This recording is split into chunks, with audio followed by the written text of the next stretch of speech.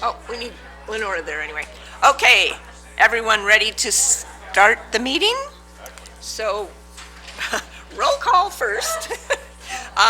Trustee McDonald is not here. Trustee Decker will join us by phone. She's out of town when she gets to her hotel. And Trustee Duggar is working in Kalispell tonight. And Trustee McDonald just got here. So I think that's everybody. Did you get that? Okay, so with that, we now will stand for the Pledge of Allegiance. I pledge allegiance to the flag of the United States of America and to the republic for which it stands, one nation, under God, indivisible, with liberty and justice for all. Thank you.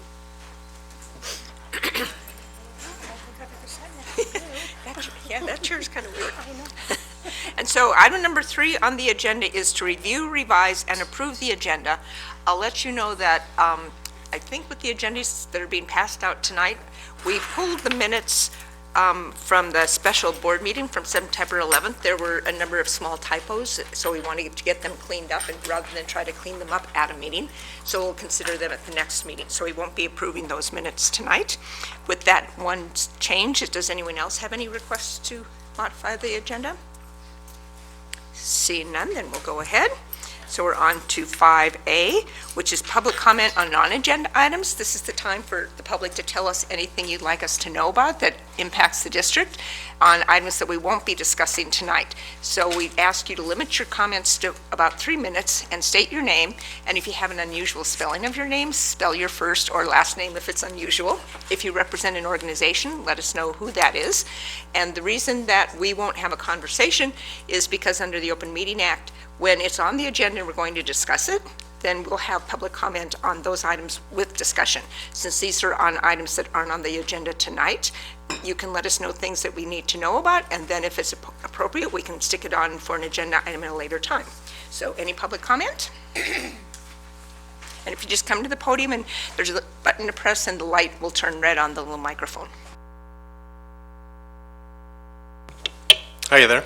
My name is Brendan Work. I am the Arabic teacher for the 3 public high schools. I was originally coming to propose a trip between the students in my 3 classes to Jordan.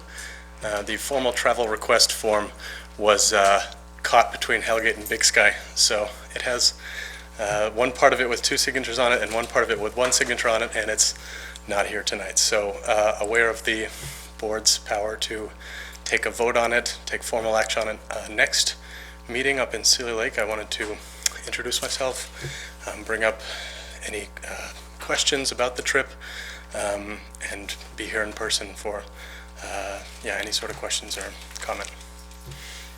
Well, since it's a non-agenda item tonight, if you just describe what the trip is, we'll have that information so that when we see it on the agenda next week, we won't have to bring it up to Sealy. Sure, happy to supply all the information. It will be through Explorica Educational Travel. This is the same group with whom we went to Morocco 2 years ago with students from my Arabic classes in the 3 Missoula public high schools. It will last 8 days from March 23rd to April 1st, 2019, spring break of 2019. The form was in process within the 6-month deadline. However, since the form has been separated, that puts us within the 6-month.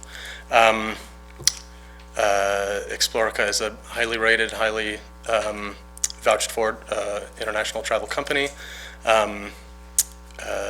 Jordan is also a safe country in the Middle East with the same State Department travel advisory as France and Spain and England and Germany. I'm sure the board is aware where Jordan is geographically, and I want to allay any concerns about safety in the region. We will never be going anywhere near a border. We're always in tourist sites and good hotels, and like I said, I'm happy to answer any other questions about safety. Yeah. Thanks, and we will can't ask questions during public comment on non-agenda items. But thank you for the information, and that will help us when we do see the item come through as an agenda item. Okay, I appreciate the time. Thanks. Thanks. Anyone else have a comment on a non-agenda item? Hi, my name is Rachel Herring. It's Herynk. I live within a few blocks of the existing Cold Springs School. Over the last several years, I've expressed a lot of concern over the school move and what impact that might have on changing boundaries, as I am concerned that my neighborhood would be drawn out of the boundary. And so I've asked for a lot of transparency regarding that. In my correspondence prior to the vote of purchasing that land in Miller Creek, it was mostly discussed or mostly assumed at this time that boundaries weren't being discussed, but I understand now the conversation has switched to boundaries being discussed, as evidenced by the Boundaries Attitude Survey that we recently received. And so I'm just here to ask for everyone to provide as much transparency with those things as possible and give as much context to those as possible. I did call to ask about the boundary survey context and was told that it did apply district-wide, but also specifically that area was brought up, the Cold Springs, Chief Charlo, Russell boundaries. So again, for the sake of people that live in that neighborhood and are sensitive to that school moving and our kids potentially being out of the boundary, just ask for as much transparency as allows. So, thank you. Thanks. Any other public comment on non-agenda items? Seeing none, then we'll move on to, there is no written correspondence under 5B, so 6A. Superintendent Thane, do you want to introduce? I think actually that Melanie was going to tip us off.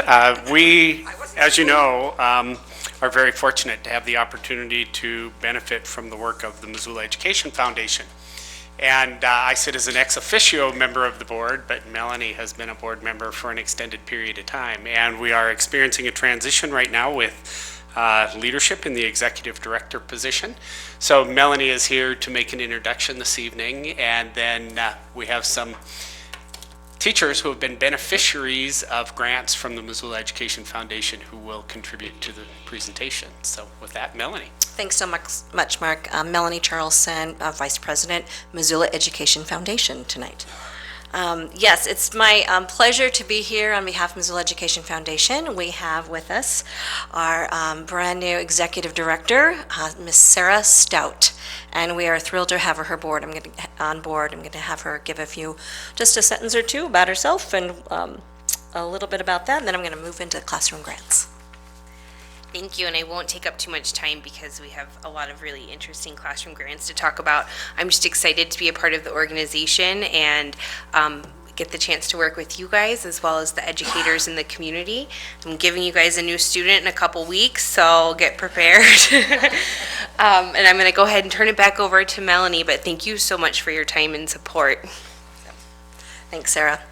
So just a little bit of background. I think most of you are well versed, but I want in the viewing audience to be well aware of the Missoula Education Foundation and its services. We have three flagship programs free programs within our foundation that are kind of our top points here. The classroom grants is definitely the one we're speaking of tonight. We also have our student board, which selects our educators of the year.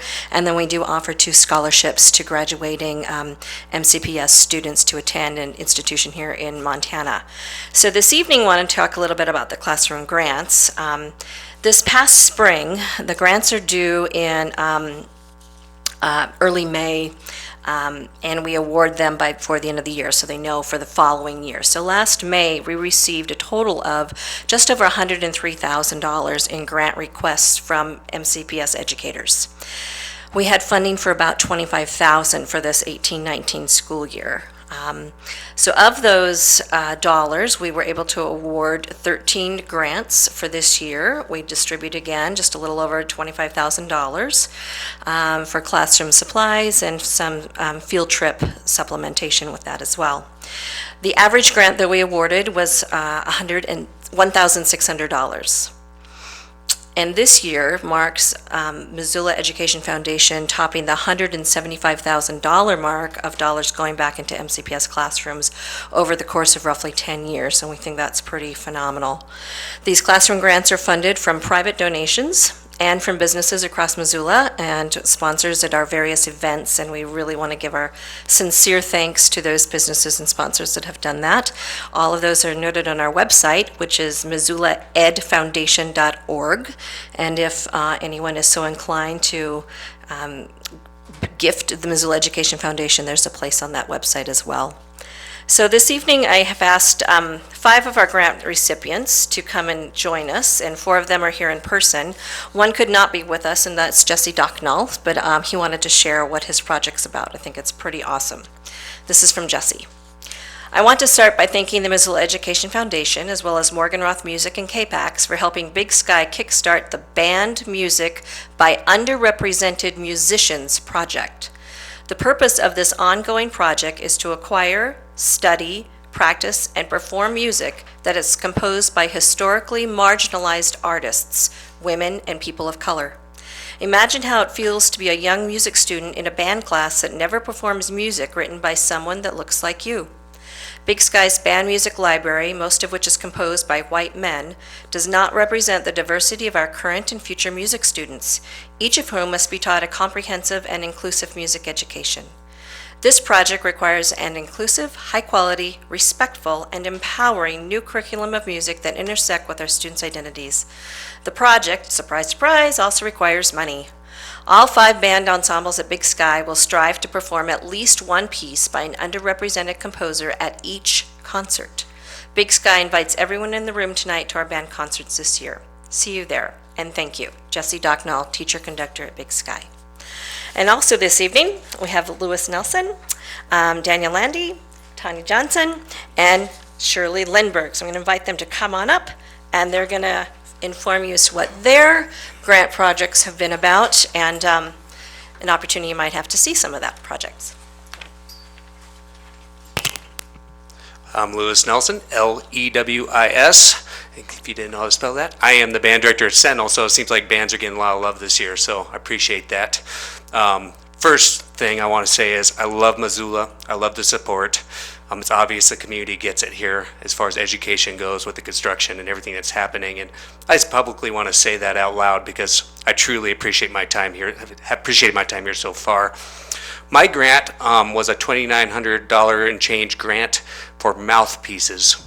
Sentinel's band inventory is aging.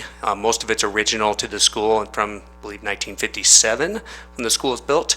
The majority of our mouthpieces are pretty disgusting, to be honest, as you can imagine. So just falling apart and decrepit. So something that I believe in is giving the students something that's high quality that produces tone and a good sound before it goes into instrument.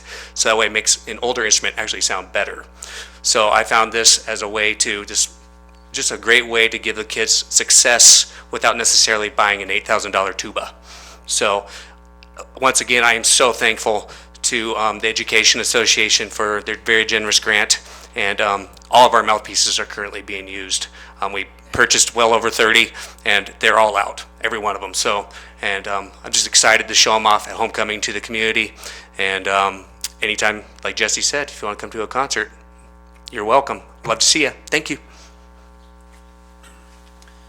Hi, I'm Daniel Landy. I'm a computer science and engineering teacher at Sentinel. I'm also one of the coaches of the district-wide Missoula robotics team.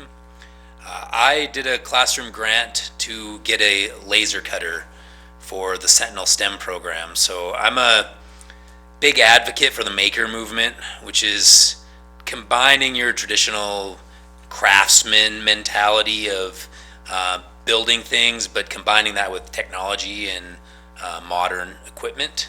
So I try to expose my students to as much of that kind of equipment as possible. 3D printing is the big one in the maker movement that you see.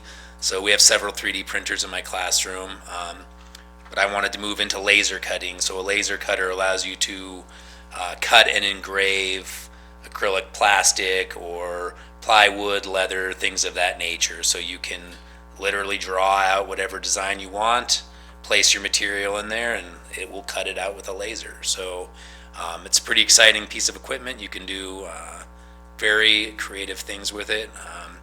Sentinel will have our new STEM center hopefully by March if it stays on track. So we will have a prominent spot for this laser cutter to fit in there, and it'll be a great piece of equipment to get all the students exposed to. Thanks. I'm Tanya Johnson. I work at Lowell School as a 5th grade teacher, and my grant is covering supplies for science. And so I have a whole list of all kinds of random items that kids will use to make observations, as well as, I guess, really bring science to life for them. So in a couple weeks, they're going to be dissecting owl pellets, which should be quite interesting in the classroom.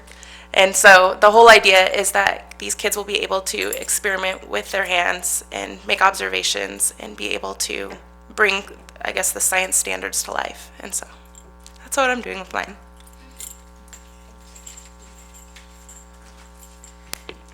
Hi, I'm Shirley Lindberg, and I am the Gifted Education Coordinator and the English Language Learner Coordinator for our school district.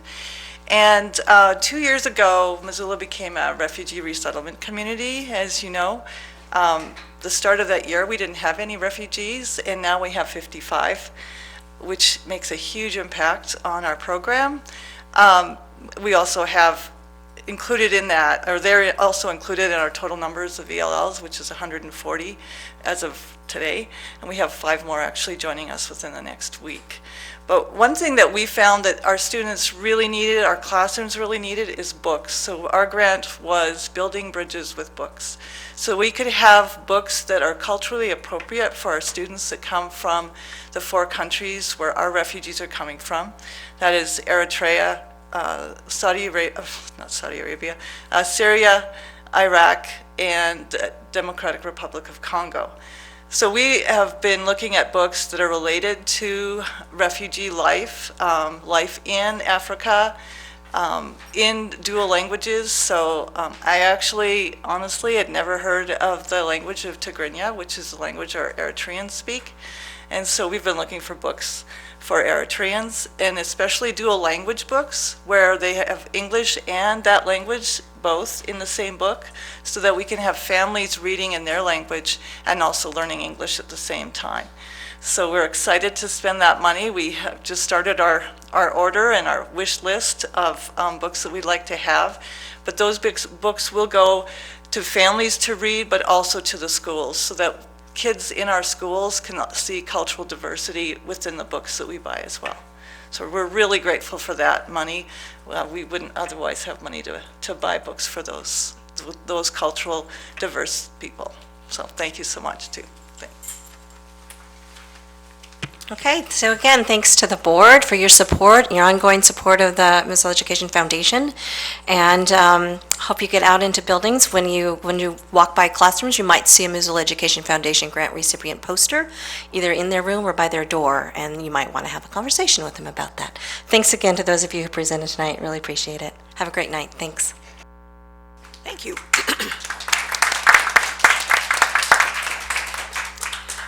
It's an information community connection, but I didn't know if anyone had any questions. If anyone? Oh, and you're going to call Grace? Okay. Trustee Kendall? Shirley, you said 55 refugees. Is that students? Yes. That there, we have 50?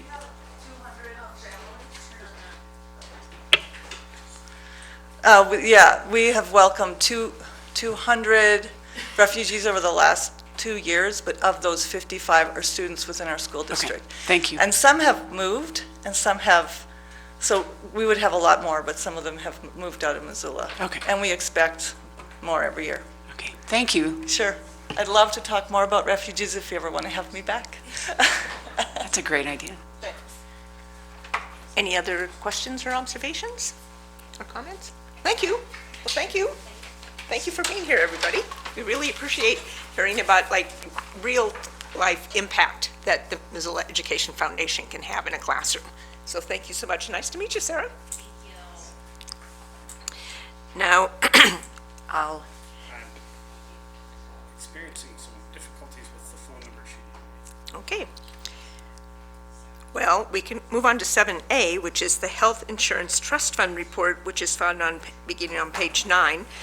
It's for information only. And then we'll take a short pause because the next item is announcements from our superintendent.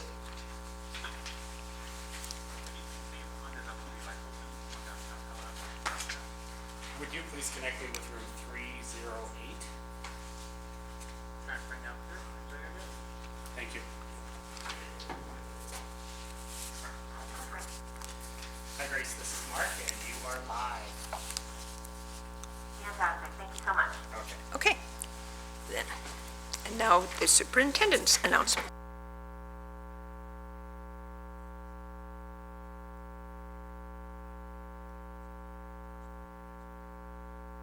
Is scheduled for Tuesday, October 9th at 6 p.m. and that will be held at Seeley Swan High School.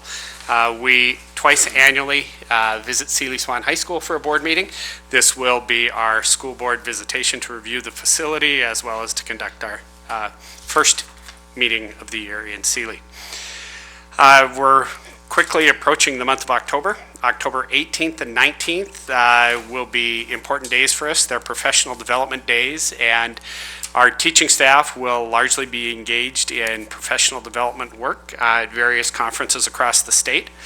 The Montana Conference of Education Leadership for school boards and administrative staff will be held in Missoula on those dates. We will then, Tuesday, October 23rd, return to this room for our second regular board meeting in the month of October. Just a couple other important dates. This week is Native American Heritage Week, and in Montana, we officially recognize this week. It's important that we value the contributions of the Native populations. They certainly influence the development of our state, and they bring a certain richness and diversity to the climate and the culture of Montana. We will be culminating the week really with a big event tomorrow night at Big Sky High School beginning at 5:30 p.m. We will have a variety of activities, an owl dance, round dance, we'll have some food, but we'll also welcome the warrior movement to Missoula. And there was a great deal of publicity this fall when students from Arley High School became engaged in a suicide awareness and prevention activity. And the warrior movement will be the main attraction tomorrow night at Big Sky High School. I would like to encourage any and all Missoulians to consider attending. Thank you. Thanks. And now 7C is announcements from trustees. Does any trustee have any announcements? I just have one brief announcement. As Superintendent Thane mentioned, the MCEL, the acronym for Educational Leadership, and also the Montana School Board Association will both be meeting here in October. And it's one of the few times that those organizations have met here in Missoula, so I would encourage all trustees to consider going to anything that you can go to, and especially the Montana School Board Association meetings, because I'll put in a plug. It is Ann Wake's last meeting that she will be running as the chair of the organization, so I'd like us all to be there to support her. So, any other announcements? Trustee. Actually, it's a question, Dan, for Superintendent Thane. I guess when might we start our school visits, and the longer lead time we have, kind of the better? Like when you start to schedule our school visits? Yes, actually, we have a tentative schedule that includes all the school visitations. I reviewed it this morning briefly with Cabinet. We're going to vet those dates and make sure we don't have conflicts, and then we'll disseminate the entire list to trustees. Our intent would be to give you all the dates at one time, so all trustees would have an opportunity to sign up and participate in those visitations based on his or her availability. Any other announcements from trustees? Seeing none, then we move on to 8, which is the consent agenda. And as I can explain, the consent agenda is items that we see that are usually routine and perfunctory. Any trustee can ask that an item come off the consent agenda. So I'm going to ask that the one item on there, or the first items come off, which is to approve the revenue and expenditure reports. We haven't seen these reports and the detail in the reports, and so I just wanted to ask Pat some questions about it and let everyone know how the detailed report is created and how well the buildings keep track of the funds that are handled within the building. So if I take one off, then that leaves 2 and 3 on the consent agenda, and then 1 can move over to finance and operations on the next page. Okay? So now on the consent agenda is 2, to approve the MCPS student attendance agreements, and 3, to approve the out-of-district attendance agreements. And as I indicated, if it's on the consent agenda, that trustees will not discuss the items because we see them on a regular basis, but we still entertain public comment on them. So first, is there a motion to approve the MCPS student attendance agreements found on page 40? Moved by trustee Wake and seconded by trustee Newbold. As I indicated, there is no board discussion. Any public comment, though? Seeing none, then all those, whoops, I have to back up. It looks like it's just elementary only. Last month we had both secondary. Yeah. So we're going to scratch that motion because it was moved by trustee Wake. And so what happens, for those who might be watching on television, there are certain trustees who can vote on all activities, and there are other trustees that vote on high school issues only. So I would need to have a motion by an elementary, moved by trustee Newbold. Is there a second? Seconded by trustee Smith. Now we're in the right procedural posture. I didn't see any public comment, so all elementary trustees in favor of approving the attached list of students requesting to attend other school districts, please indicate by raising your hand. And that is unanimous as to the elementary trustees present. And then we move, oh, and trustee Decker also moved or voted in the positive. Thank you, trustee Decker, for reminding me to ask. And now we move on to the out-of-district attendance agreements. And is there a motion to approve this? And it looks like it's elementary and secondary, so moved by trustee Wake. Is there a second? Seconded by trustee Newbold. As I indicate, there won't be any board discussion. Any public comment?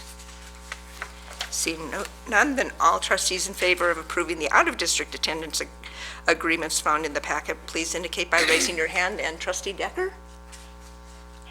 It's a yes as well, and it's unanimous as to all trustees present.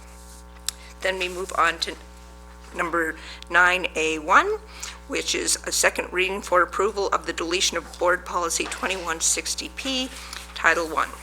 And Superintendent Thane. You'll recall that late spring, we adopted 2 new policies relative to Title I and to family engagement. So that rendered these 2 former policies to be redundant, and we recommended their removal. The board on first reading did approve the deletion of board policy, I'm sorry, I skipped over it here, 2160P, which was a Title I procedural statement, and it was posted for public comment. No public comment was received, so the administration recommends trustees approve deletion of board policy 2160P. Are there any questions for Superintendent Thane? Seeing none, is there a motion to approve the deletion of Board Policy 2160P? Moved by trustee Service and seconded by trustee Kendall. Any board discussion? Seeing none, all trustees in favor of approving the deletion of Board Policy 2160P, please indicate by raising your hand. And trustee Decker? Yes. And it's unanimous as to all trustees present, including trustee Decker. Then we move on to B, which is to approve the deletion of Board Policy 4100. So what's important, I think, for the public to understand is family engagement is critical. So even though we're deleting a policy that's listed by title as family engagement, what we found in our board policy manual was there were 2 separate policies on family engagement. One that was specific to Title I, which appeared in the 4,000 section, and one that was in the 5,000 section, which is the community family engagement policy. So we married the 2 policies, made certain that we covered all our obligations within a single policy, which again rendered this existing policy to be redundant and unnecessary. Board on first reading approved deletion of Board Policy 4100 family engagement. There was no public comment received, and administration recommends trustees approve the deletion of Board Policy 4100 this evening. Any questions for Superintendent Thane? Seeing none, then is there a motion to approve the deletion of Board Policy 4100? Moved by Trustee Wake. Is there a second? Seconded by Trustee McDonald. Any board discussion? Any public comment? Seeing none, then all trustees in favor of approving the deletion of Board Policy 4100, please indicate by raising your hand. And Trustee Decker? And that's unanimous as to all trustees present, including Trustee Decker. Now we move on to a pretty exciting topic, 10A, teaching and learning. And so you've got an update for us. Certainly, and I'll actually turn this over to Karen Allen in a moment. We have had discussions over the course of the last several months about our interest in initiating an early kindergarten program.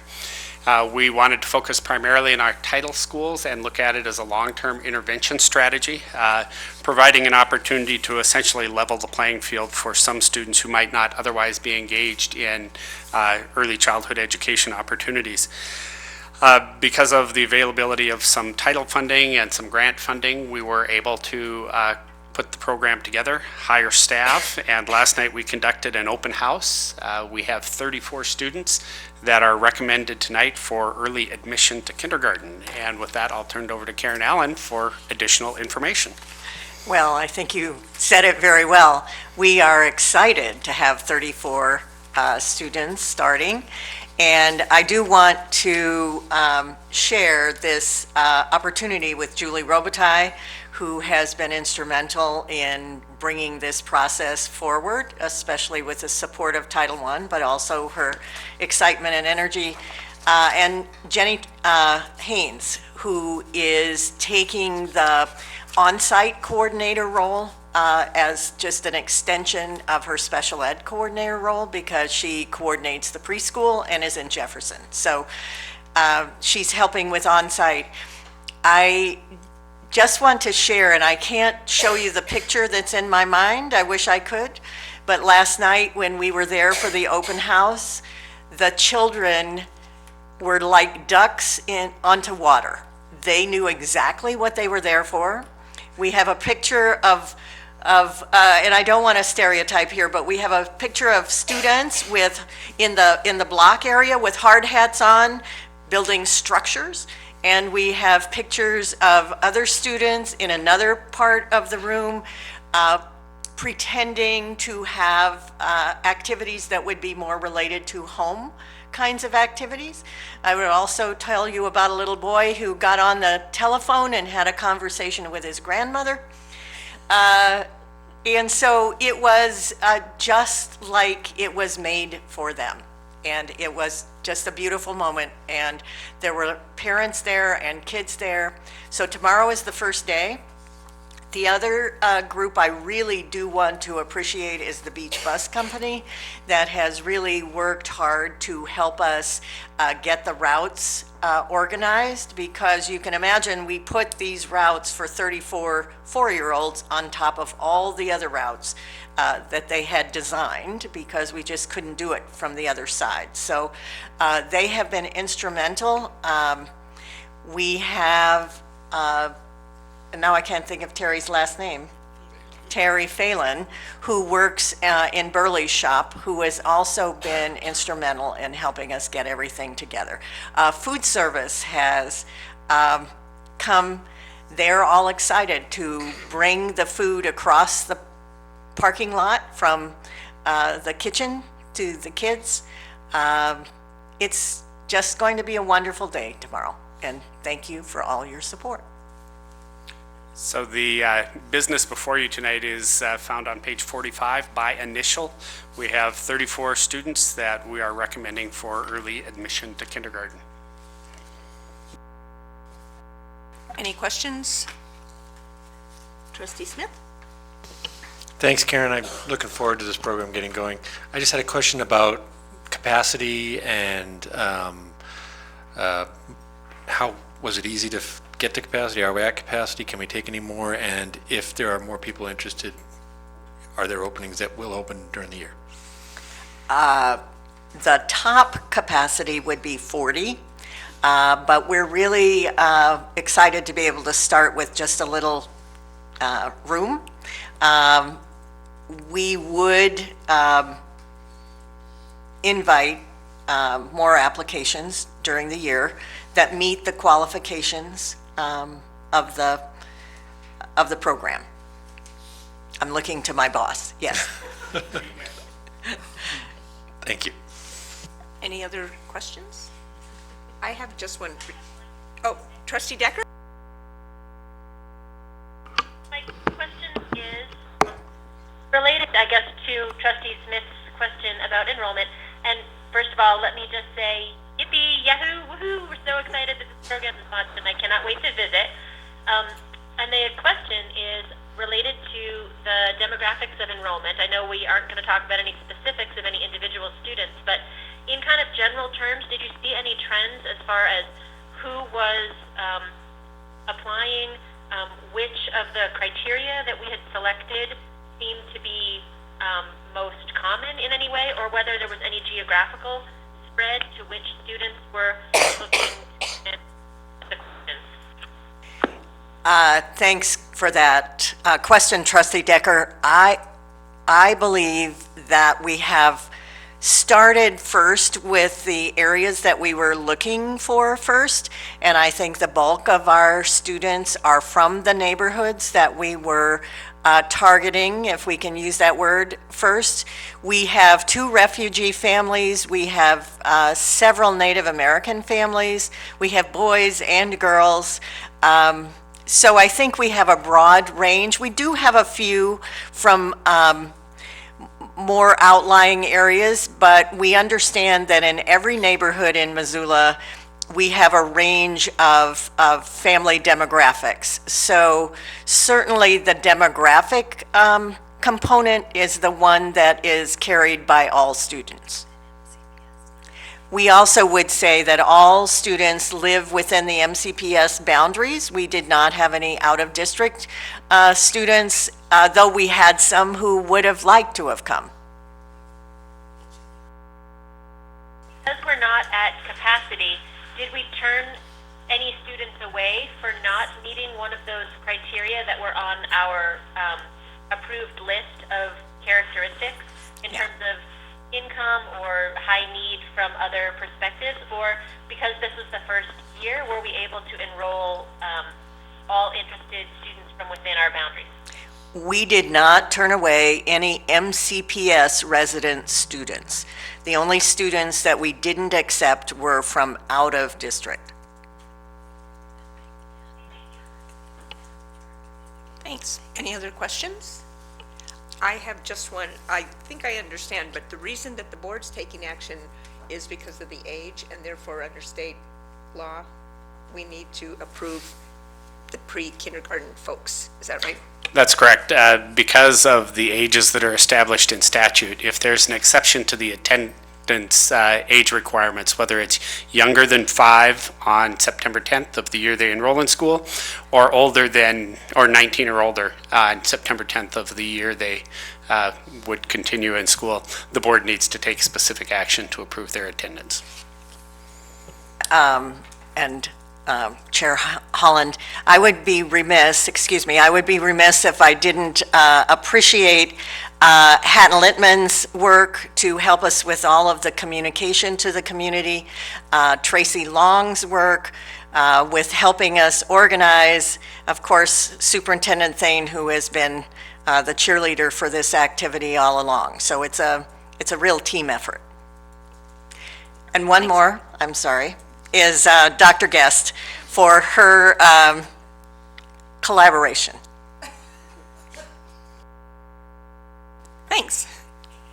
Any other questions or comments? Okay, so this is an elementary action item. Is there a motion to approve the list of students who enrolled in the early kindergarten program of MCPS? Is there anyone who wants to move to approve the list? Trustee Decker, do you want to move to approve the list? Yes, I would love to. Thank you. Okay. Is there a second? Seconded by trustee McDonald. All elementary trustees in favor of the motion to approve the enrollment of the four-year-olds listed by initial in our packet for early kindergarten, please indicate by raising your hand. Trustee Decker? So that is unanimous as to all elementary trustees present. Thank you so much. Oh, I'm sorry. Do we take public comment? Okay. So back up. Any public comment? So now we'll revote just to keep it proper. So all elementary trustees in favor of the motion to approve the enrollment of the four-year-olds listed, please indicate by raising your hand again. Sorry about that. And that is unanimous as to all trustees present. Is that true, Trustee Decker? Yes. Okay, thank you so much. Sorry about that hiccup. Now we move on to B, which is finance, operations, and maintenance. And so we will go back to what was on the consent agenda A1, which is to approve the revenue and expenditures report. And this is the June, July, and August revenues and expenditure reports. And so the reason I just wanted to talk about it a little bit, I just wanted Pat to help explain what's in this report, since some trustees haven't seen it yet, and we haven't seen it in a while. So I thought it'd be helpful to know, the big picture items and then the tiny picture items. You bet, and thanks. There's a variety of revenue and expenditure reports because we are looking at several months worth going back on page 13 to June. And so that page 13, reflects the expenditures approved for that month. And that is among all of those funds that are listed, and the fund numbers are far to the left, and then the description of the fund below the fund name. And so you can see during that month the volume of expenditures near the end of the year. On page 14, a little more detail by category, which identifies also the budgets, the expenditures to date, and budget balances. Again, this is in the end of the year. It's run through all of the year. So for this is effectively the fiscal year 2018. The following pages are expenditures within our Fund 184 or Fund 84 accounts. The elementary is the 184s. Those are the first listed. And then the high school are 284s. So these are our student extracurricular accounts, and not so much extracurricular funds, but these are athletic funds and expenditures, but any club or school-sponsored activity, school-sponsored program, the sponsor will set up an account through the business office. They may do fundraising. Those funds will go through the business office, and the expenditures will as well. It's a number of pages if you go through, and a number of accounts, all individually accounted for. And they're really managed through the school, even though the funds flow through the business office. But it's really amazing to see the volume of accounts that are set up within the schools, in particular in the high school. The subsequent pages, if you finish with the student extracurricular funds on page 21, you'll see then on page 22 and 23 the expenditures for July of 2018. So this would be the kickoff to the new fiscal year, along with the period expenditures on page 23. And then again, the extracurricular expenditures for the first month of the fiscal year, that's July. And then on page 31 and 32, we have the summary of the August expenditures by fund in both those expenditure categories, and along with the extracurricular reports for beginning on page 33. So it's a full summer blast of our expenditures, and the including the extracurriculars, which we wanted to get back into the packet. You know, again, I just want to appreciate the level of detail that's contained in these reports. And if you were to look at the bottom of page 31, 3 rows up from the bottom, you'll see the Big Sky High School Wrestling has 47 cents in an account. That's the level of detail that's tracked through the business office. And again, we annually have been so fortunate because our business staff has been very diligent about dispatching their duties, and we've come out with clean audits without findings. And I think the work that's before you today exemplifies that work, and I do want to express my appreciation for all that's done to manage the funds. You know, one of our great charges is to be good stewards of the public trusts and the public dollar, and I think this represents that we continue to make that a priority. Thanks. Any questions? Trustee Lorenzen, and then Trustee. Can we tell which high school these are with? Are they grouped by high school They are. or by school? Can you tell us which one's which? Because I can't find that. Yeah, so let's jump to page 35, and actually beginning on page 34. So this is for the month of August, and if you go about a third of the way down the page, far left side, under fund, it lists, it's 284 is listed, so the 2 signifies it's high school, the 84 is the fund. And then the next heading is the location. And so you have the 5 is the district level, and there's only 3 there. And then 16 is Jefferson, so there's some high school related items, and they are music related over at Jefferson. And then after that, you'll have 20, and 20 is Sealy. I'm sorry, 20 is Hellgate. And then page 35, near the bottom, 30 is Sealy. And then 36, you'll, about halfway down, you'll see under the location heading, which is the second column there, 40, and 40 is Sentinel. And then 50 is Big Sky, and 50 must then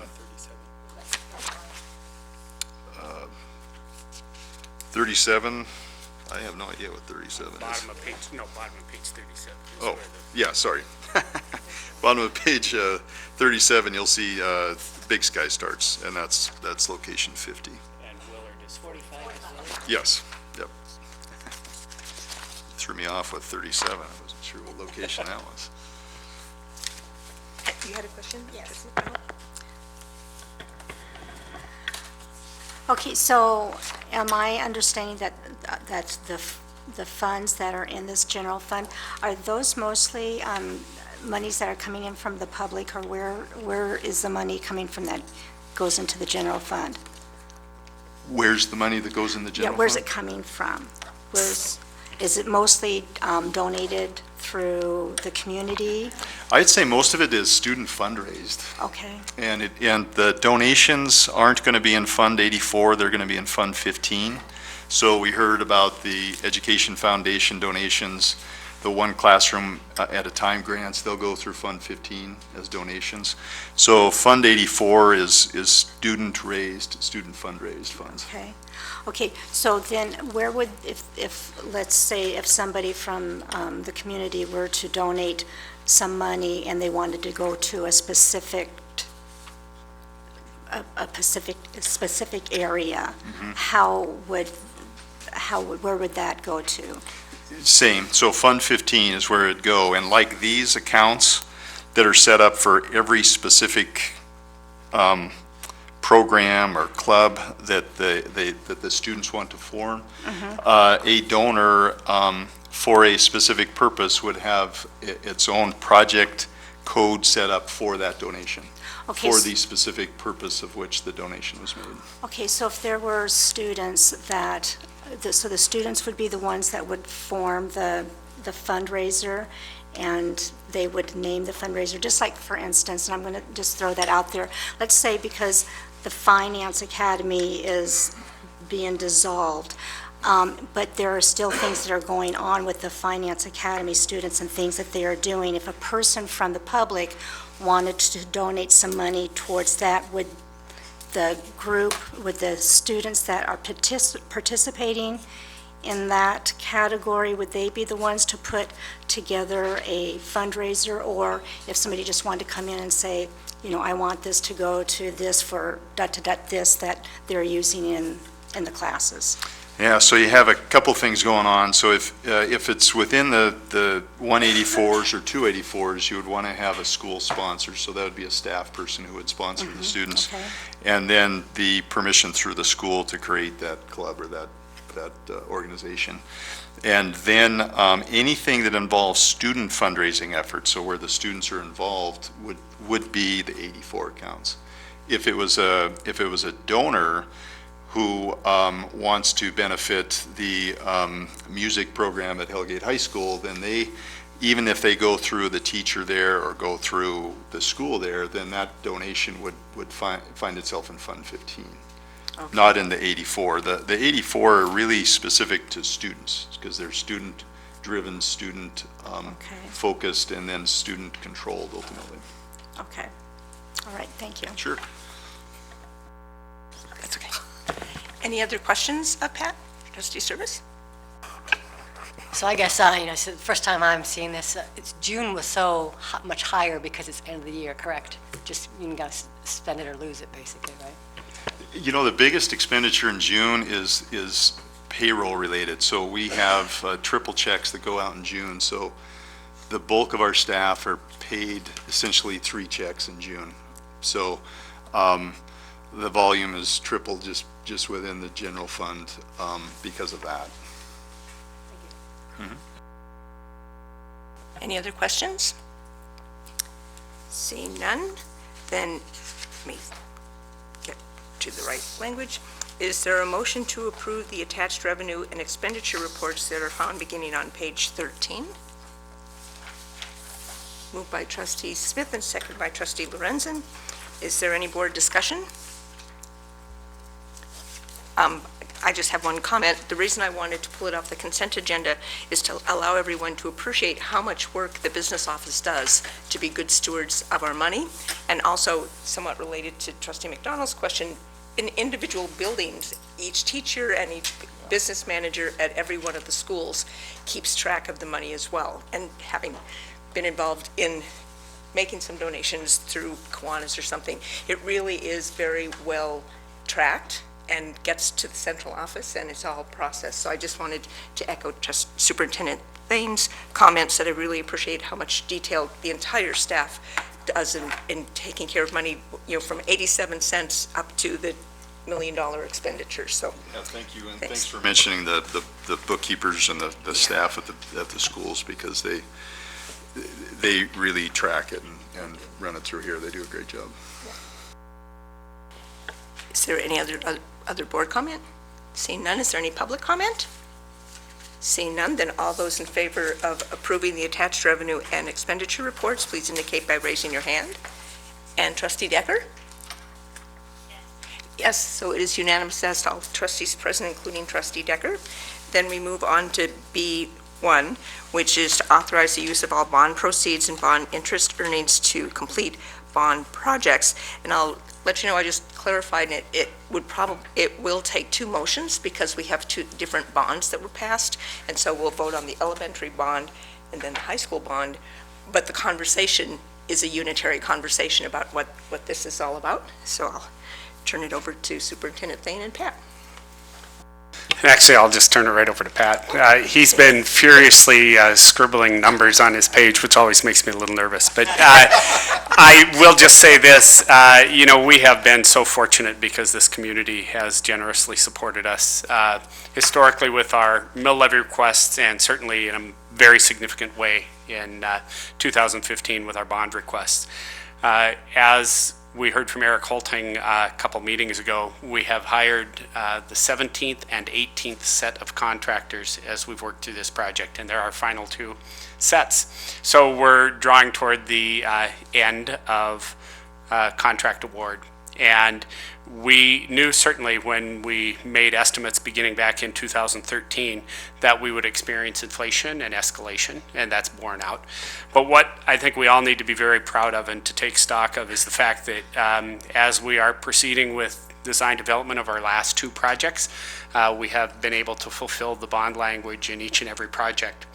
And we come before the board tonight with a request to make certain that we have capacity to complete all projects and potentially exercise some bid alternates as we draw toward a close. And to do that, there is some bond interest earning as well as some bond premium that we would ask the board to authorize us to expend to complete those projects.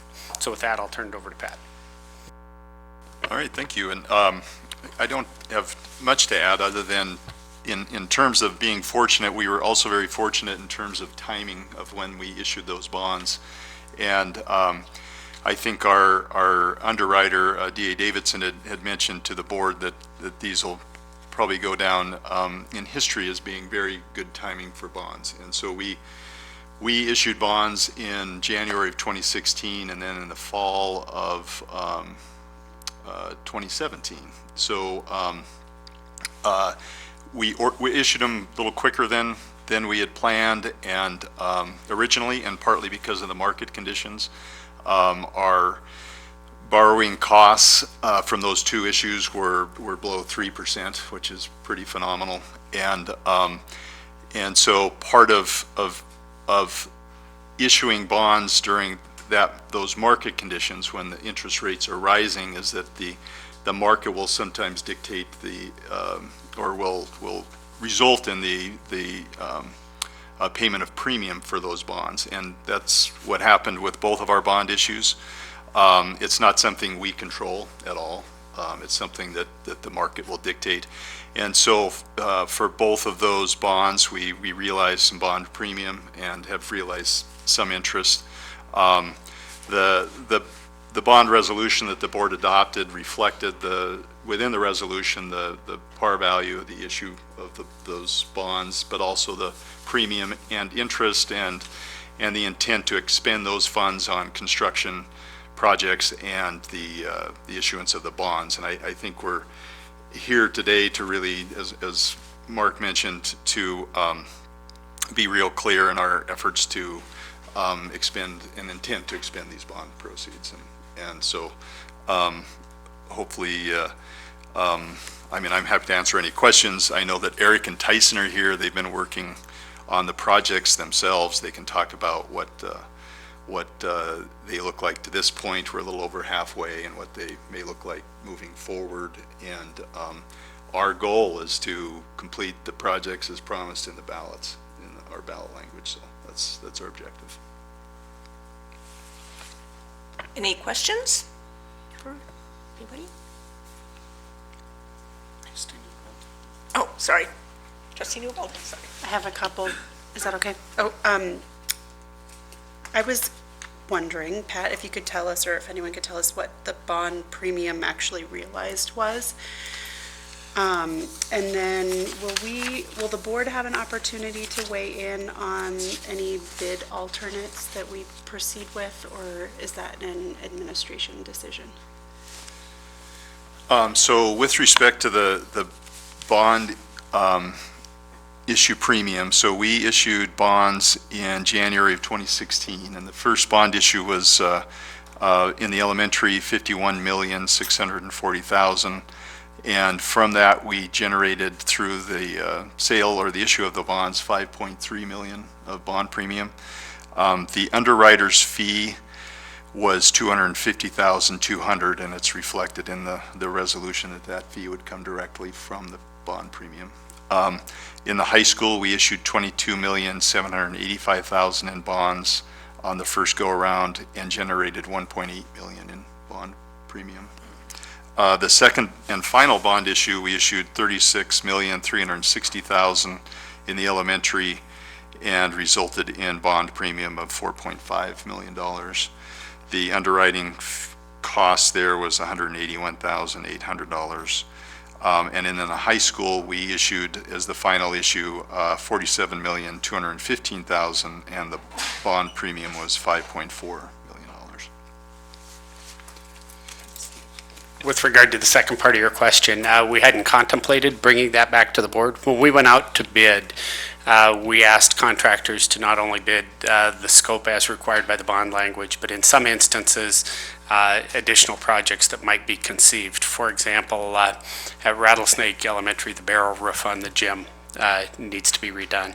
That would be a bid alternate. There are some places where we did partial window replacement in some buildings, and we may want to go back and look at those. So I would suspect that our Construction Bond Oversight Committee would have conversation about what we would rank in terms of priority. We certainly could conceive of bringing that back to the board, but we've already identified those projects. We already have hard numbers on those projects, and I think we would look to consider which are the most important to us in terms of potential structural needs in the future, like roofs, and then second of all, what kind of return on investment we might gain from those.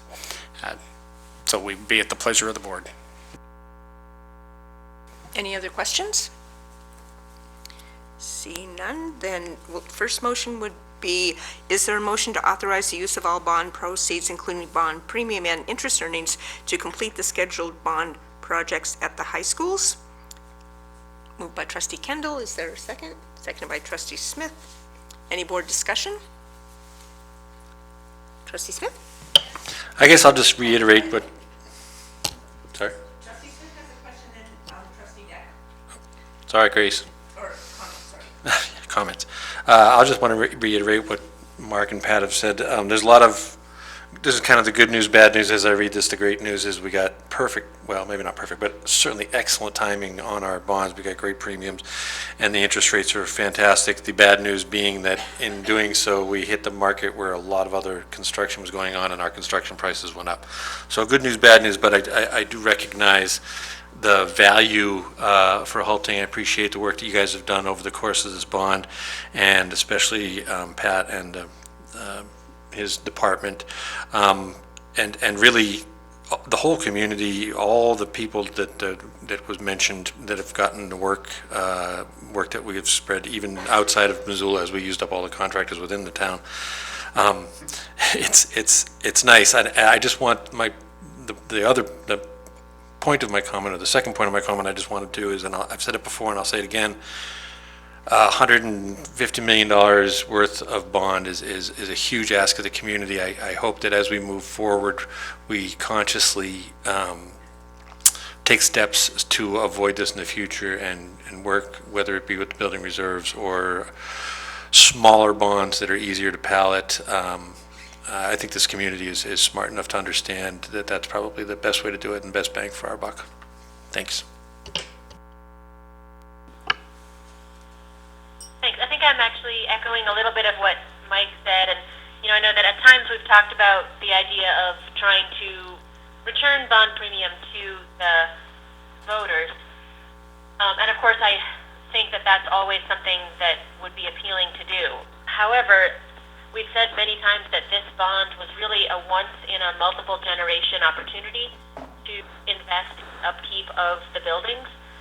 And from that perspective, I'm really glad to hear the administration talking about looking at those really larger scale kind of maintenance, more expensive costs, so that we're continuing to pursue really what the bond was about and trying to focus on needs instead of wants, and trying to make sure that future generations aren't paying the cost because we failed to do all the projects that we could while we had this availability, and without asking the taxpayers for more at this time.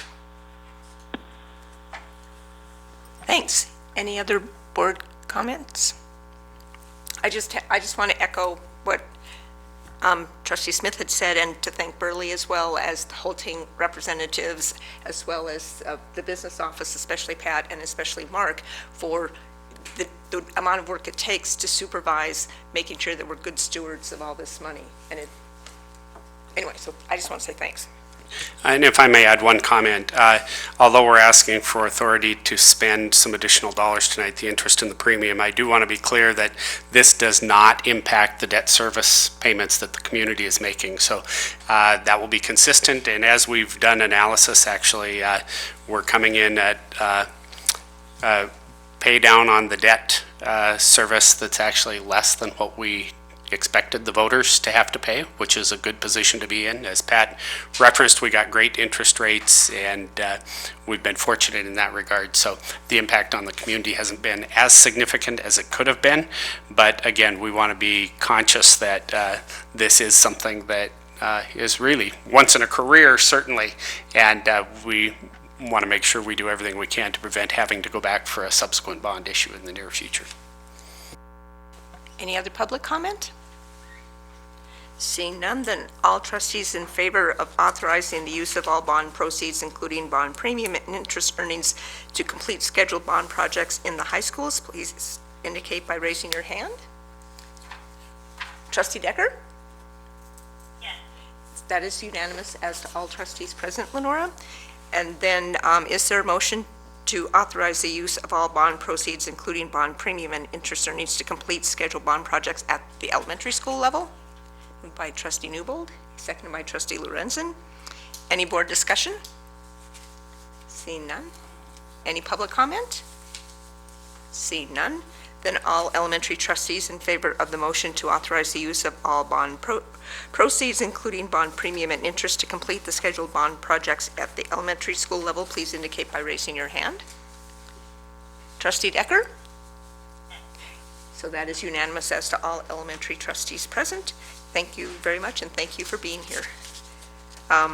Now we move on to 2, which is information only, and it's a update regarding the RFP for sale or lease of the Homevale property, which are parcels 1 and 2. All right, so we had a committee meeting of the group that's looking at the this RFP, and in particular at this point looking at the RFP itself and posting it beginning on Sunday. The committee, consisting of myself, Superintendent Thane, Burley, McWilliams, and trustees Wake and Lorenzen, will meet again this week with our council, with Megan, to make final revisions to that RFP, and with the intent of posting it weekly, and anticipating and hoping for proposals or submittals by November 9th. And with a plan to be in front of the board by December 11th. Now that schedule can obviously change depending on what the proposals look like and what questions we see following the issuance of the RFP, but at this point in time, that's what our anticipated timeline would look like. We will, I would imagine, provide some updates in particular after the proposals are submitted. Any questions? Trustee Smith? Thanks, Pat. I just have sort of a question about kind of the format of the RFP. And we've talked about investigating options for the property.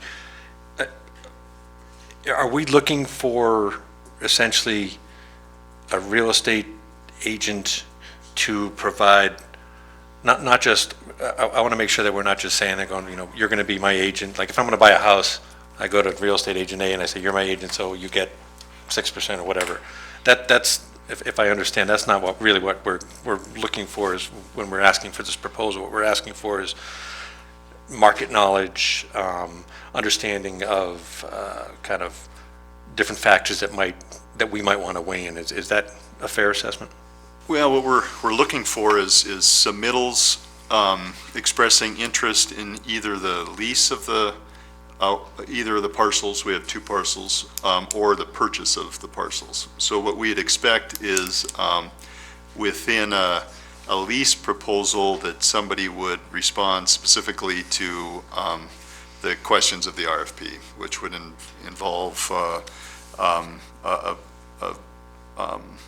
the intended use, the intended term, the intended rental, that type So of thing. these are targeted at the end user? Exactly. Okay. Yeah, Okay, not that's looking clear. at, this isn't directed at realtors. Okay, so this is actual out there for the user. Look, this is a property. What's your idea for it? Exactly, yeah, within the RFP. Within the RFP language? Yeah. And we'll get to see that on Sunday, it sounds like. Yes. Great. That's right. Yeah, and it's not just use, I mean, it's essentially a silent auction. I see it that way. We're looking for price, and we will evaluate which one has the best financial advantage to the district. We'll compare leases to sales based on, end values and things like that, but we're looking for price from potential buyers. I appreciate that, Diane. Thanks for the clarification. And also, just to clarify for everybody listening, we don't have to do anything based on this RFP. I just want to make sure that that's clear. We'll weigh our options once we see what the response is. Yeah, totally correct, and a good point that within the RFP itself, it references in multiple locations that ultimate authority rests with the board, and ultimate authority to reject any and all offers rests with the board. So great. We, the board most certainly reserves that power. Awesome, thank you. Mm-hmm. Any other questions or comments? Is this information only? Any public comment? Seeing none, well, thanks for that update, and thanks to all who served on the committee for what appears to have been a pretty hard-working group of people to come up with this proposal that we'll be looking at. Now we move on to 3, which is gym rental proceeds, and it looks like in addition to acronyms that abound in education, there are fund numbers that abound in education. So this is a recommendation that we deposit future gym and field rental proceeds in Fund 15 rather than Fund 20. So if you want to explain what the difference is between those two funds and where the numbering system comes from? You bet, and the numbering system is state statute, and both funds are appropriate places to deposit rental proceeds. The revenue I'm talking about here are revenue generated from renting our gym space and renting our fields. And the only purpose for moving it from Fund 20 to Fund 15 is to allow some level of flexibility for accumulating funds for the specific purpose of meeting expenditures associated with those gym rentals and field use. So right now, our proceeds from the rental of gym space and fields is used to offset expenses associated with that use. So we offset the lining of fields, the maintaining of the fields, the maintaining of the gyms, which includes custodial time and supplies, and as well as time spent renting the gym space. So we're really in a cost-neutral motivation.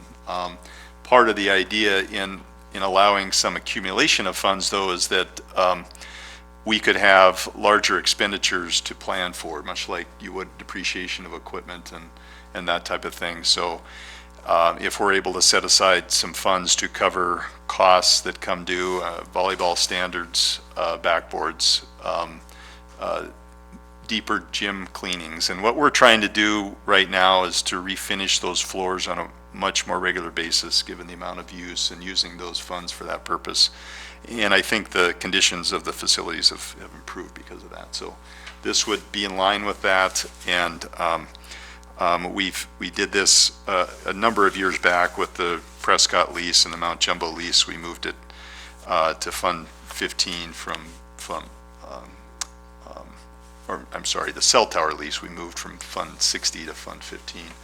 Similar purpose, it's greater flexibility. Any questions for Pat? Trustee Smith? Sorry. I understand this is just moving forward for all funds that we collect in the future. That's exactly right. And I guess my question is more procedural. Is this, what makes us put it in 15 now rather, or 20 now? I mean, is it just, that's just because it's the way we've always done it, or, I mean, is this something the board is supposed to acknowledge? This just seems like a different animal to me. Yes, it's where we began depositing those funds however many years ago. And it does require the board to take action to say, hey, we want Fund 15. And similar to when we moved it to Fund 15. So you guys have that in particular, since this is where they've been deposited in the past. And I can't cite a statute that compels you to give authority, but I think it's good practice. I trust you. All right. You know a lot more than I do. Well, that being said, I think it's a wise move that you're doing. Any other questions? Trustee Kendall? Are there restrictions? I'm sure there are restrictions. How do I ask this? In Fund 20, are those funds that are deposited, are the expenditures restricted? Are they earmarked for use by those facilities? They are, so and would that continue in the new arrangement? It would. Similar, exactly the same plan. I think Fund 20 limits how much can be carried forward to $10,000 is what it amounts to. And it's either, I think it's that limitation dollar threshold. But otherwise it would be expended exactly the same way under the same constraints. Any other questions? Seeing none, then is there a motion to approve that the deposit of future gym and field rental proceeds will go into Fund 15 rather than Fund 20? Moved by Trustee Sturbis, seconded by Trustee McDonald. Is there any board discussion? Any public comment? Seeing none, then all trustees in favor of approving that the deposit of future gym and field rental proceeds will go into Fund 15, please indicate by raising your hand. Trustee Decker? Yes. So that is unanimous as to all trustees present. Then we move on to number 4, which is to award a bid for re-roofing at the Administration Office South building. And so what's the Administration Office South building? Burley? So we talk about these buildings behind us so often now, it kind of got tired of saying the old Missoula College building, so we're naming them Administration Office South and Administration Office North, so it's ours, we got to put our own name on it. So this was a bid for the south building. The roof is quite old, I'm not even really sure the age of it. And so we put a bid out and received 3 bids back. We did a bid alternate, which was, it's called a rapid lock system. It's something they've been using quite a while. It's kind of new to this area. They've been using it in the building schools and with great success. The easiest way I can explain it to you is it's better than a fully adhered system, which would be basically everything is glued down. And it's kind of a Velcro. That's kind of the easiest way I can explain it to you. It's a very cool product. The designer that we worked with to help guide us through this process, the bidding process, has been around roofs for decades, and he's quite amazed by this product. And so we looked at it quite a bit. It's a lot easier to maintain, a lot easier to repair. It's something that our trades and crafts department will be able to repair a lot easier. We don't have to weld it, which when you repair TPO roofs, a membrane roof, you have to weld them, and this kind of material, you don't have to do that. So we are recommending that we do this rapid lock system on that roof, and we'll be using the proceeds from the building reserve permissive levy to pay for it. Any questions for Burley? Trustee Smith? First question, and I think you said this, I'm not sure. The rapid lock system is cheaper than the TPOs, and is it significantly less, or does it pay off for itself in less maintenance, or both? So it's a little bit more money. I believe it was like a $14,000 difference in cost from just a standard TPO roofing that was fully adhered. This will also help us install it, and it's not temperature sensitive, where the TPO fully adhered system is temperature sensitive. And it is a maintenance thing where we can fix it a lot cheaper than hire a contractor to come in here and replace it. So most of the time, as you see, and you'll kind of see a couple repairs. Sure. We do repairs almost on a weekly basis, and it's 300 here, 500 there. So it adds up pretty quick over the lifetime of the roof. Now, we just roofed 19 buildings. So should they have been roofed? No, You don't have to answer that. You don't have to answer. Well, we didn't roof everything. No. And I'm going to call the office building, the McWilliams office building, admin. Hey, what? No, can't? I'm going to get a Oh, we sign have made. naming problems, or issues, or procedures, policies. Any other questions for Burley? Trustee Lorenzen? I was listening, but can you repeat how this is being funded? I thought you said building reserve. And would that be the elementary or the high school building reserve? So it's the building reserve permissive levy, which is basically Senate Bill 307. It's a permissive It's bill. new this year, right? It was new last year. So we used it last year to work on the design work for that same project. And then this year we're doing the roofing, and we'll be bringing asbestos abatement to you in the next board meeting for approval of the north building and south building. Any other questions? Seeing none, is there a motion to award Summit Roofing a contract for the re-roofing project at the Administration Office South Building, subject to successful negotiations of a contract? There's moved by Trustee Smith, seconded by Trustee Kendall. Any board discussion? Trustee Service? Is it elementary action only, or I'm just confused? It says elementary. It's both. Yeah, it's both. Okay. Good catch, though. Okay, thank you.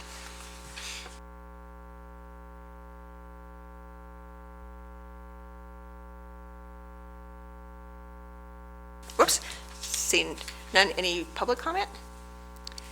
Seeing none, then all trustees in favor of awarding to Summit Roofing the re-roofing contract of the Administration Office South Building. We need to come up with a better name for that building.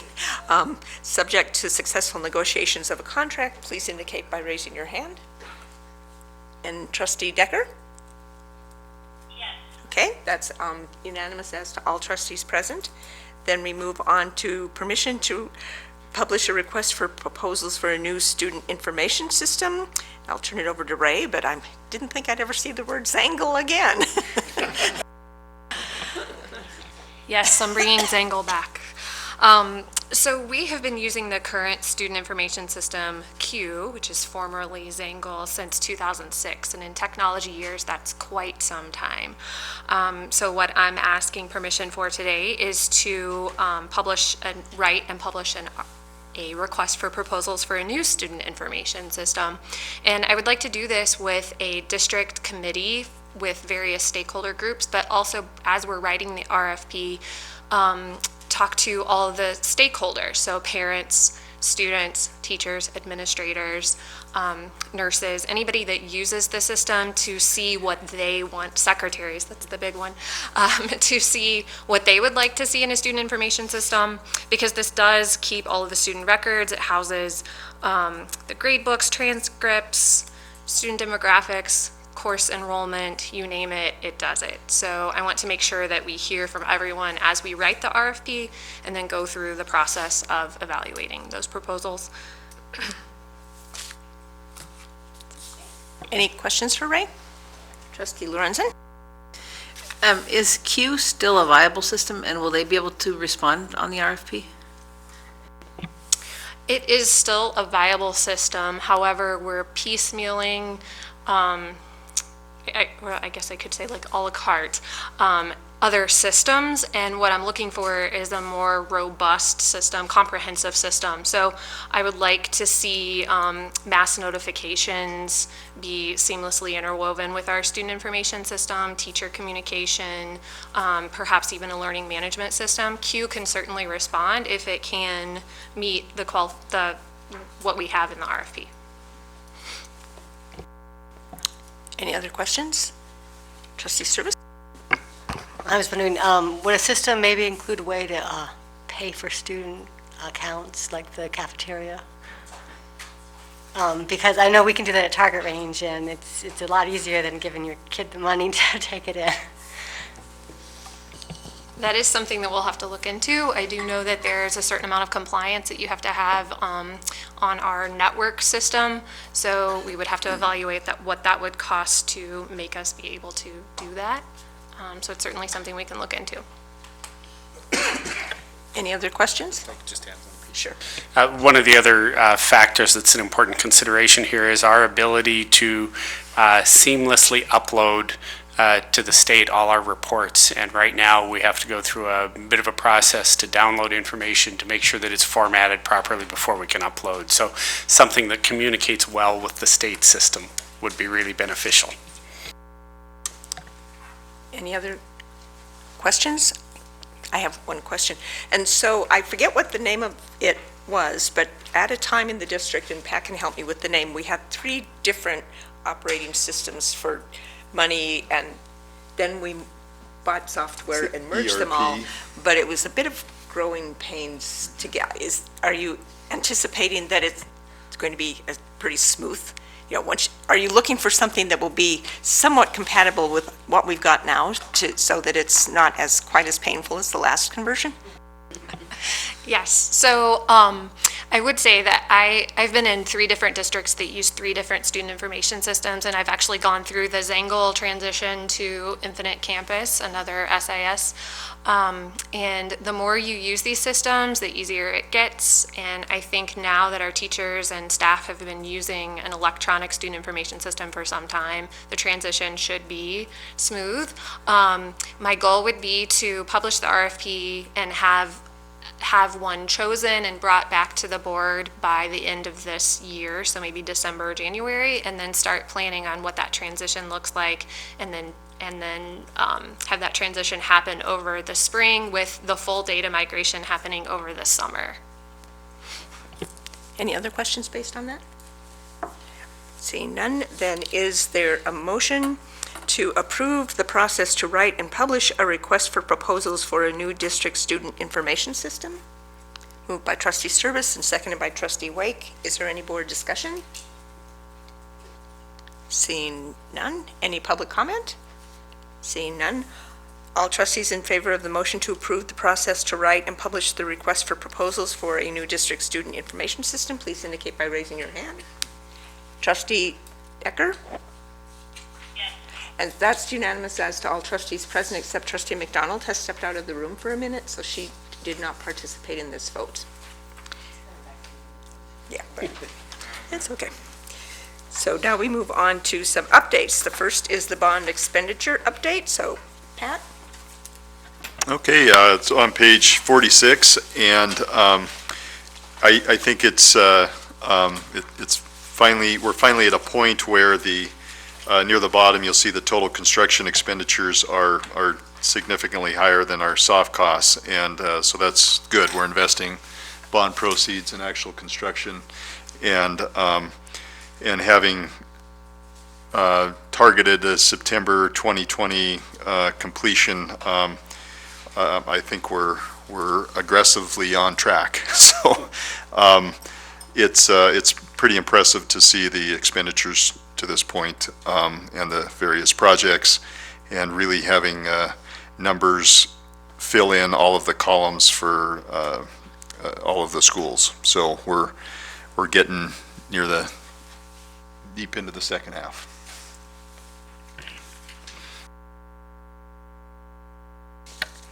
Any questions for Pat on the bond expenditure update?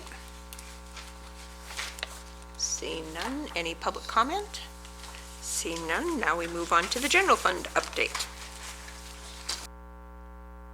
So with the spreadsheets on page 47 and in particular 48, I should have issued everyone a ruler.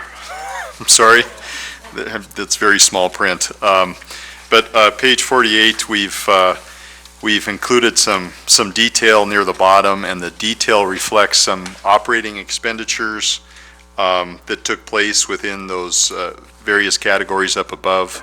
They're denoted with the letter from the bottom descriptor.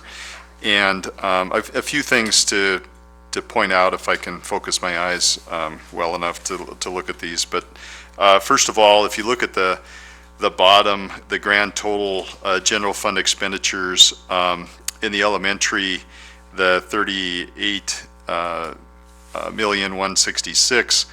We actually adopted budgets, just as a reminder, at 38,031,000, and then did a budget amendment of 134,000. So within the elementary general fund, we've expended all of those proceeds. On the high school side, you'll see that we did not. And the difference there, the 82,000 reflects the shortfall of state funding under the data for achievement payment. So in the elementary, because we did a budget amendment, we needed to make that full expenditure. And so that was essentially pulling funds in to make that happen, to meet that budget. On the high school side, the revenue shortfall was not expended. We were able to cover our obligations without pulling from reserves, and so that's why there's a variance there. If you go up, one area that I wanted to point out is under the supplies, equipment, software, books. Sorry for the abbreviation there. I know that's curriculum materials, but we were able to make some significant purchases in the elementary at the end of the year for the ELL adoption.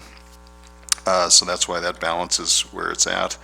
Another item, if you look at student travel costs and go along the road to the high school, the expenditure there is significant compared to the budget. Typically, what would happen is at the end of the year, we would pull resources from the high schools, from their participation fees and gate receipts to help offset these costs.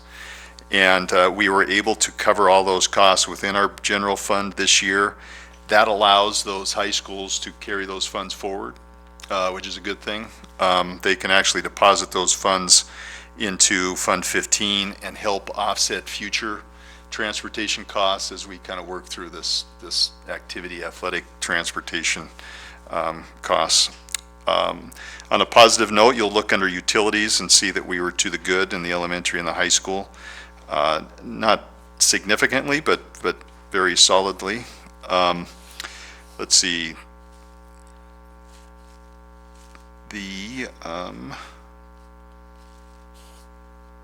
Get one more that I was going to highlight.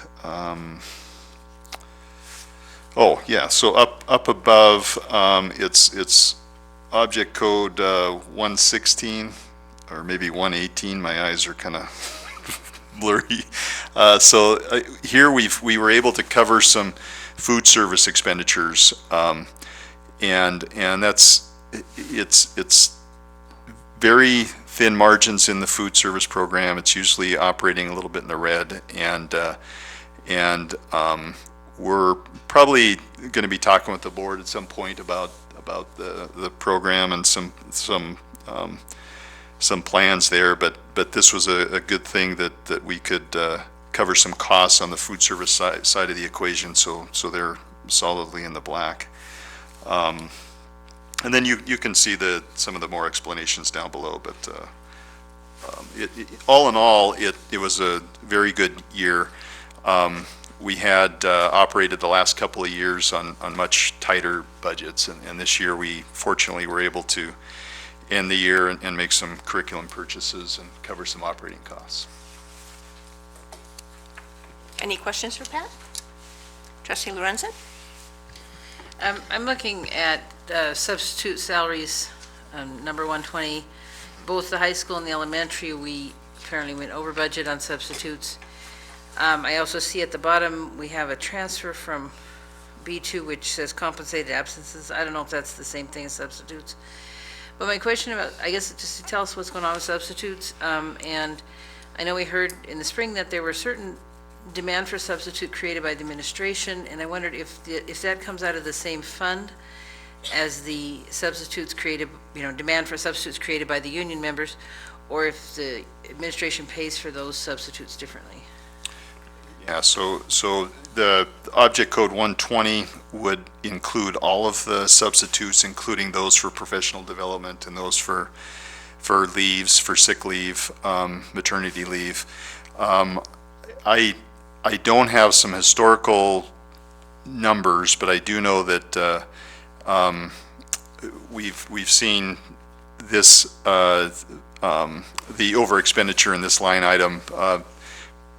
I wouldn't say regularly, because I think last year the high school was under budget, but it's been an area where we do see expenditures exceeding the budget. The compensated absence transfer. Oh, yeah, thank you. So the budget went up, yeah.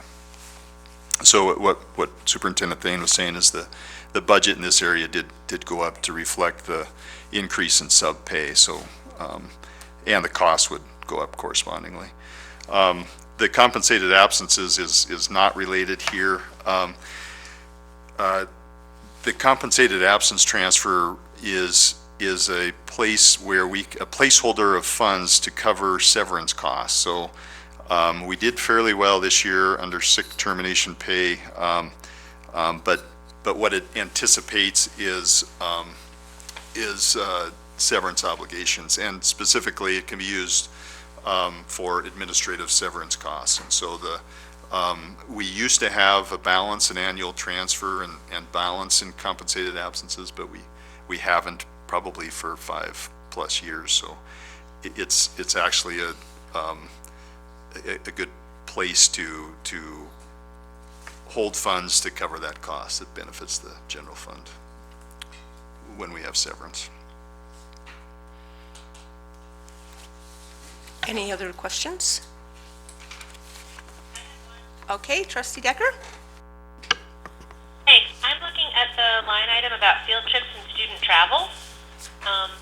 And it looks like we spent a ton more in both the elementary and in the high school. And I'm all for field trips. I'm just curious as to why we budgeted so low and then ended up spending so high. And did we address that in this year's budget? I don't remember that line item. Thanks, Grace. Great question. So if you look at the footnotes, item A, in the high school you have two components. One is the fact that we didn't pull in participation fees to offset student transportation costs. And then for both the elementary and the high school, a significant piece is that we covered some transportation costs within the general fund that would typically be covered by the transportation fund. And this goes back to the state pulling back some funding of the transportation fund and basically an opportunity to cover some of those costs. The elementary budget is low. Those expenditures that you see there are really related to that transfer, or not that transfer, but that coverage of transportation costs in the general fund. Okay, thank you. So it's not because we took 1 million field trips. It's because we offset that state cut by taking it out of the general fund. Yeah, and that's only solving a small piece of it, but we're trying to take a little bite out of that burden a little at a time. So yeah, I think we would love to take more field trips than we do in the elementary. There's not much budget there at all. Okay, thanks so much. You bet. Any other questions? Seeing none, any public comment on this information item? Seeing none, we move on to item 8, which is the technology fund update. So, Ray? It's standard update. I just would note that there was something mistakenly left on here. It says, the first asterisk says that the levy revenue for months November and December are not yet posted. That footnote should have been removed, so.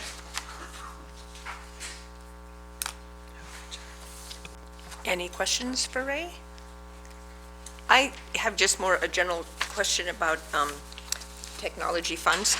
So I know that we contracted with a certain company whose name I now forget, for putting in all the wiring and connecting the schools up, and then we went with Blackfoot for, I think, Rattlesnake and Sealy, or just Sealy. Is that all done now? Everything's totally connected? Even the corridor along Russell that was so hard to get approved? That's a great question. Yes, we are fully operational, 100%. Fully commissioned, fully operational.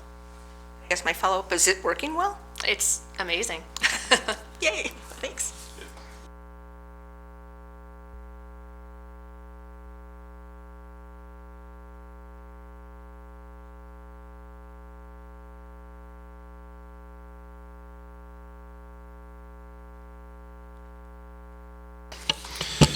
So as you remember, we actually went to the board regarding elementary and high school to take money out of the reserves. Elementary needed it.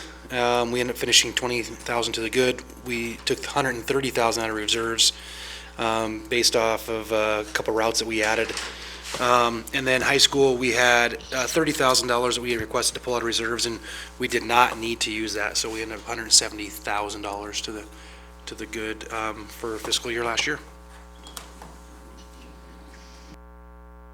Any questions for Burley? See none. Any public comment on this item? Seeing none, then we keep it with you, Burley, for the Building Reserve Fund update. So elementary, not a lot going on with our building reserve, as you can see. We have some big numbers on that bond report a couple agenda items ago. So we've got a couple here I'd like to explain though a little bit on the page 52, the $10,000 kiln damage water repair at Rattlesnake. That will be actually an insurance claim, and so it will be refunded that less $1,000 deductible. So, and then the environmental asbestos, that was Jefferson, where we had some long-term water damage, and so we had to go in there and remediate some moldy ceiling tiles and stuff, and so we went in there and had that cleaned up by a professional company. Retested the air, and it's a nice clean, probably the cleanest built classroom we have in our district right now. And then the electrical upgrade at the very bottom, the LED lighting upgrade. So we, in May, we had talked with my electrician, actually, Ryan Greenside, who is new to the district in March, came to me and started talking to me about a bunch of rebates that Northwest Energy had that were going to be probably decreasing dramatically come July 1. So we went through and looked at where we could do some LED lighting upgrades. We looked at our elementary least efficient building, which happens to be Paxson, which is not what I would have guessed, and our least efficient high school, which would have been Big Sky. And so we did some lighting upgrades, and they're not high dollar, but they're, the LED upgrade here was for Paxson, and we replaced all fluorescent light bulbs with LED. The great thing is we'll get probably about half that back in rebate. And then on high school side, we have a large expenditure there, the $35,000, which makes it look like we spent almost $50,000 total in the high school over the last quarter. But that was something we went through. We actually brought to the board. We used some building reserve. Help me out, Pat. Thank you. Building reserve carryover to expend part of the vehicle, the two vehicles we needed, and then we used the building reserve here that would help offset those costs.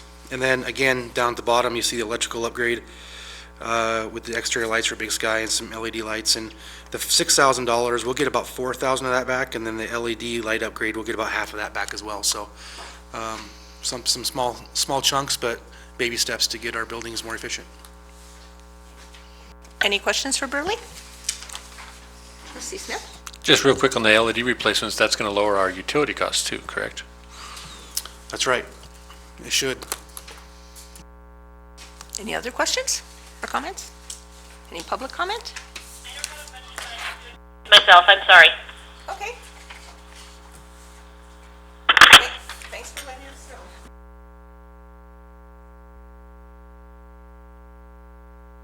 And now we're on to public comment on non-agenda items. We take public comment on non-agenda items at the beginning and end of every meeting. And so this is the almost end of every meeting, because the final item, we will be moving into executive session. So is there any public comment on any non-agenda items? Seeing none, then, Ms. Calava, if you can help me with the language, I believe I have to identify generally the litigation so that I'm going into executive session because there's pending litigation against the district and we're going to discuss it. And to do so in open session would be harmful to our litigation strategies. Correct. So the matter is Hodges versus MCPS. Okay. And tonight we will be discussing litigation strategy of the district going forward. Okay, thanks. The reason we're doing this is because a case came out this last year from the Montana Supreme Court which indicated you have to be pretty clear so that if there's a review and someone challenges why we moved into executive session, there is a clearer understanding than me just saying we're going to do it for an unexplained reason. So I just wanted to make sure we're in compliance with that recent Supreme Court case. So with that being said, we'll take 5 minutes to let everyone else get to go home, and we'll stay here and get the update about the pending litigation.